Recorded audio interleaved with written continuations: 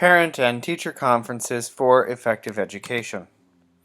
Effective teacher-parent relationships are characterized by a partnership-based model, rather than a model of opposition or submission.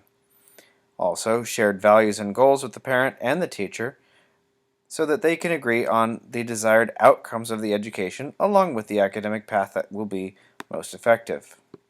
Mutual respect for time and expertise. Communication between teachers and parents is most effective when both people have an equal voice in the shared values and goals for the student, along with an appreciation for the amount of time that either can attribute to the academic or social progress of the student. Mutual accommodations to compensate for deficiencies on either side of the relationship.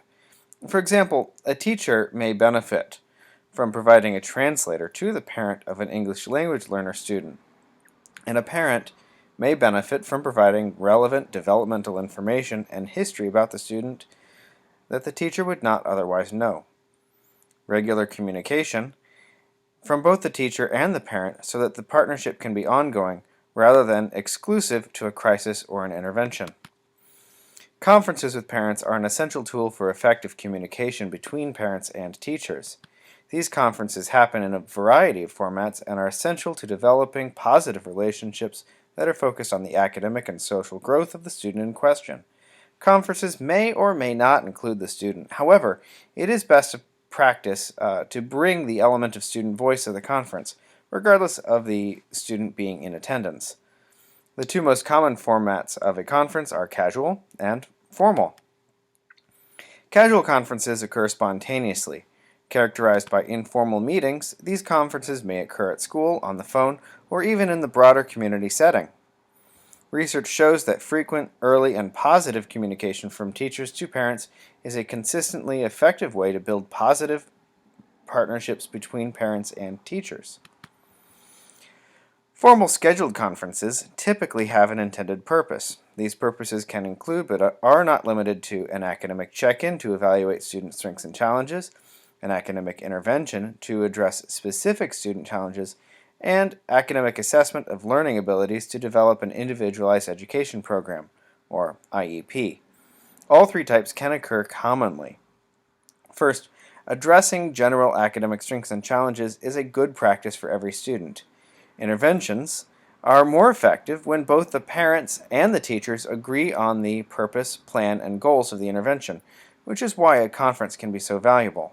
Also, developing an IEP must include input from the parent and the student so that, like an intervention, the purpose, plan, and goals of the IEP are clear and agreed upon. When preparing for a conference, the teacher must allow for ample time for the conference to occur. At a minimum, conferences last around 30 minutes when everyone involved has time to participate in the discussion. However, the teacher must also respect the time restraints so that the conference does not last too long and create a scheduling conflict for any of the participants. Be aware, parents can feel uncomfortable and vulnerable around teachers and other education professionals due to their own experiences in education. Teachers should be advised to create a family-centered environment so that families can be comfortable at the school. Parents may have their own concerns about their relationships with the teacher, in addition to the experiences of their child. And they may have either a positive or a negative impression of teachers because teachers can be seen as self-appointed experts. When this occurs, communication becomes a teacher monologue, rather than a dialogue between teachers and parents. One way to avoid this is to approach the meeting from a team-building perspective. In part because of this perceived monologue effect, teachers must be aware of their potential attitudes towards parents. This is especially important when the parent comes from a different demographic than the teacher, either cultural, economic, or geographic.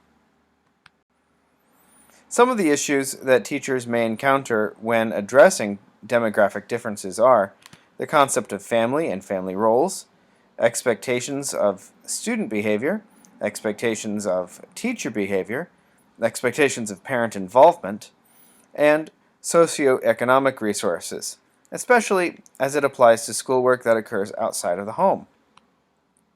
Of particular note are parents that speak little or no English. One of the greatest underrepresented cultural demographics in school communities is that of ELL parents.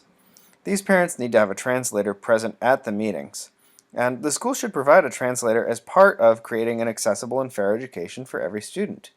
The translator can provide a comfortable and welcoming element to the meeting in addition to explaining school-specific content that is culturally contained, such as what a social studies or science class may include. Without a translator, the teacher is alienating or risks alienating the parent and consequently eliminating any potential supports that could occur outside of the school.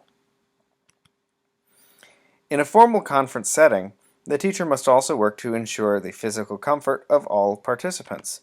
The physical arrangement of the conference can facilitate or inhibit progress made in addition to the relationship between parents and teachers. The area must be comfortable for adult-sized bodies.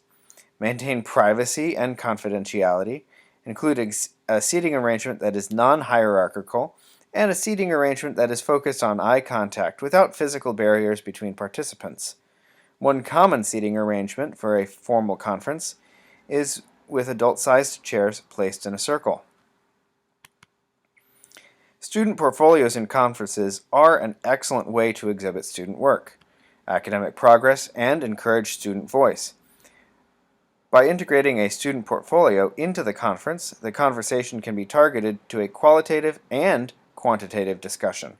Avoiding the litany of summative assessment scores, a qualitative discussion can highlight student achievement and student weaknesses in a non-confrontational way. While it does require teachers to assist in the creation of the portfolio, it can be student-centered. If implemented early in the school year, students can be held accountable for maintaining a student portfolio that is kept in the classroom. The student should be instructed to include work that features their strengths, academic growths, and academic challenges. It should be noted that parent reactions to portfolio-based conferences will vary. Some parents will assert that qualitative description from their child is extremely helpful for their understanding of their child's academic abilities. Other parents will complain that the conference does not allow for private communication between teacher and parent. But remember, a formal conference is only one of many conferences that should occur. While teacher and parent schedules are busy, it is a best practice to utilize multiple conferences throughout the year, in both formal and informal formats. In doing so, the lines of communication will not be limited to a single meeting, and the relative accumulation of data will give both teachers, parents, and students a valid and reliable interpretation of the student's academic standing. Teachers should remember that parent communication is an essential part of effective education. Thank you for taking the time to listen to my presentation today on parent and teacher conferences for effective education.